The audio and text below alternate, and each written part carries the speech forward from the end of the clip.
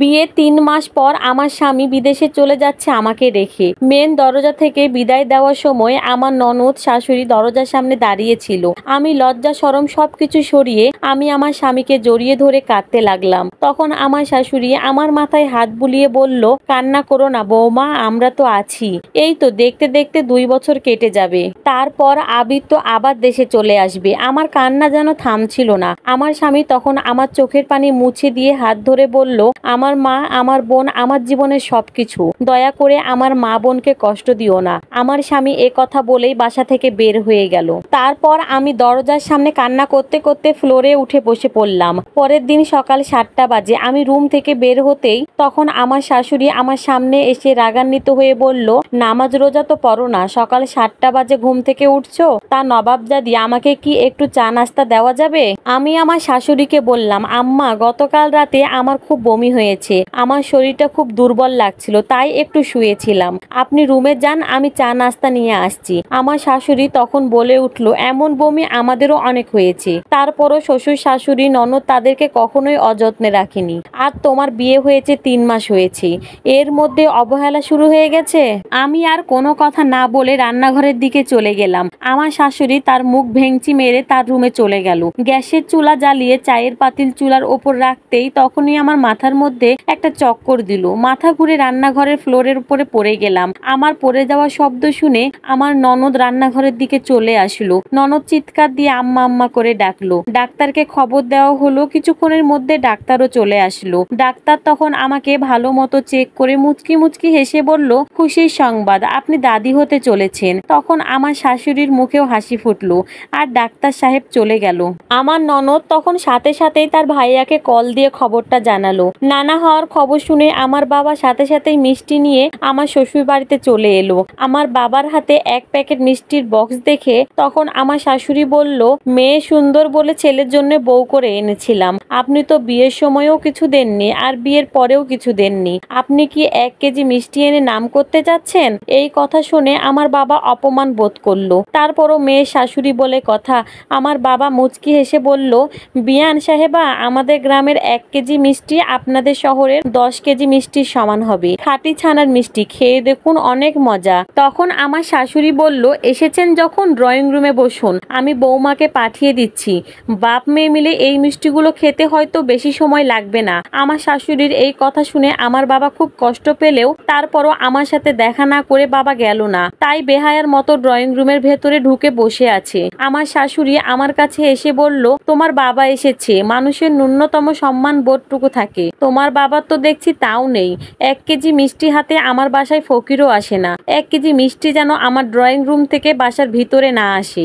বাবা মেয়ে মিলে মিষ্টিগুলো খেয়ে শেষ করে ফেলবে, কথাটা যেন মনে থাকে। এই কথাটা আমার শাশুড়ি আমাকে বলে তার রুমের দিকে চলে গেল।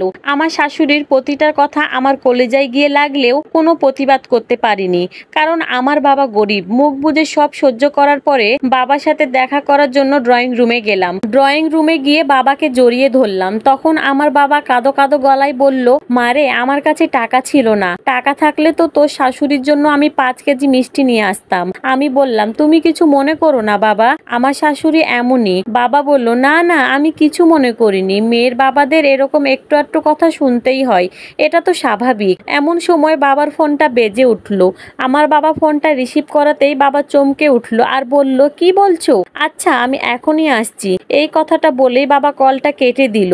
আমি অস্থিরতা নিয়ে বাবাকে বললাম, কি হয়েছে বাবা? তখন আমার বাবা বলল, নিজুম হসপিটালে, ও নাকি বিষ খেয়েছে। কি বলছো, বিষ খেয়েছে? বাবা বলল, চল মা হসপিটালে যাই। বাবা মেয়ে দুজনাই বের হয়ে গেলাম ড্রয়িং রুম থেকে। বেরিয়ে আসতে আমার শাশুড়ির সাথে দেখা হয়ে গেল।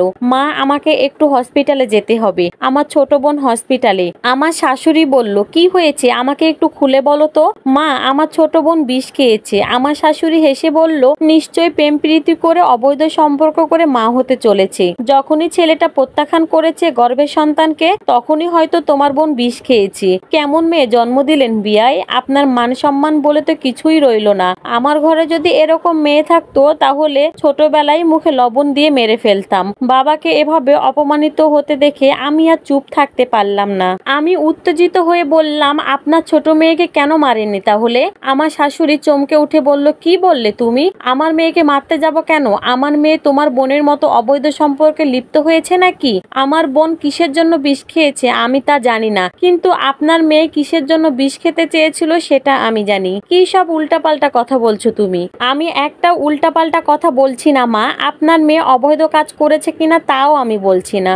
আপনার মেয়ে আমার কাছে ধরা খেয়েছে, আমি হসপিটালে নিয়ে গিয়ে অ্যাবর্শন করিয়েছি। এসব কথা বলার আগে একবার ভেবে দেখবেন। অন্য মেয়ে সম্পর্কে কিছু বলার আগে নিজের মেয়ের কথা ভেবে দেখবেন। আমার এরকম আচরণ দেখে আমার শাশুড়ি রাগে ফসফস করতে লাগলো। আমার শাশুড়ি আমার এসব কথা শুনে সাথে সাথে আমার ননদের রুমে চলে গেল। গিয়ে আমার ননদকে জিজ্ঞাসা করছে, তোর ভাবি যা বলছে এগুলো সত্যি না মিথ্যা? আমার ননদ বলল, মা ভাবি কি বলেছে? তুই নাকি গর্ভপাত করেছিস? তখন আমার ননদের মাথা নিচু হয়ে গেল। সত্যি করে বল, তোর ভাবি কি সত্যি কথা বলছে? তুই কি এমন পাপের কাজ করেছিস? তখন আমার ননদ বলল, হ্যাঁ মা, ভাবি যেটা বলেছে সেটাই সত্যি। আমার ননদের মুখে এ কথা শুনে আমার শাশুড়ি যেন আকাশ থেকে পড়লো। রাগান্বিত হয়ে আমার শাশুড়ি ননদের গায়ে হাত তুললো। আমার ননদ বলল, ভাবি ও তোমাকে এ কথা কোনোদিনও বলতো না, কিন্তু তুমি যে দিন দিন ভাবির ওপর অত্যাচার করছো, যেভাবে ভাবিকে অপমান করছো, তাতে ভাবি আজকে বলতে বাধ্য হয়েছে। মা আমি ভুল করেছি তাই তুমি আমার গায়ে হাত তুলেছো, কিন্তু ভাবি তো কখনো তোমার সাথে ভুল করে না। তাহলে কেন তুমি তাকে উঠতে বসতে সারাদিন খোঁটা দিয়ে কথা বলো? তুমি যে তাকে আজ তার বোনের জন্য অপমান করলে, তুমি কি তা ঠিক করেছো? মা উবুর হয়ে থুতু ফেললে সেই থুতুটা নিজের গায়ে এসেই পড়ে। আজকে তা আবার প্রমাণ হলো। আমার শাশুড়ি আর একটা কথাও বলল না, চুপচাপ নিজের ঘরে চলে গেল। চলো বাবা, এ কথা বলে আমার বাবা মেয়ে দুজন একসাথে বাসা থেকে বের হয়ে গেলাম। আমি আমার বাবাকে নিয়ে হসপিটাল থেকে বের হতেই আমার শাশুড়ি এসে হাজির। হসপিটালেও কি অপমান করতে এসেছেন মা? আমার বোন অবৈধ সম্পর্কের জন্য বিষ খায়নি, পরীক্ষায় ফেল করেছে, বাবার ভয়ে এজন্য বিষ খেয়েছে। আমার শাশুড়ি আমার বাবার কাছে ক্ষমা চাচ্ছে। বিআই মশাই, আমার ভুল হয়েছে, এতদিন যা করেছি সবই ভুল করেছি। বৌমা আজ আমার চোখ খুলে দিয়েছে। আমি বুঝতে পেরেছি যে আমি এতদিন আপনাদের সাথে অন্যায় করেছি। আপনারা আমাকে ক্ষমা করে দিন। আমি আমার শাশুড়িকে জড়িয়ে ধরে বললাম, মা আজকে আমি খুব খুশি, অবশেষে আপনি আপনার ভুল বুঝতে পেরেছেন। আজকের দিনটা আমার কাছে ঈদের দিন মনে হচ্ছে। আমার আর আমার শাশুড়ির মধ্যে ভালোবাসা দেখে আমার বাবার চোখে পানি ছলছল করছে। আর এই সম্পূর্ণ স্টোরিটা একটা আপুর লাইফ থেকে নেওয়া।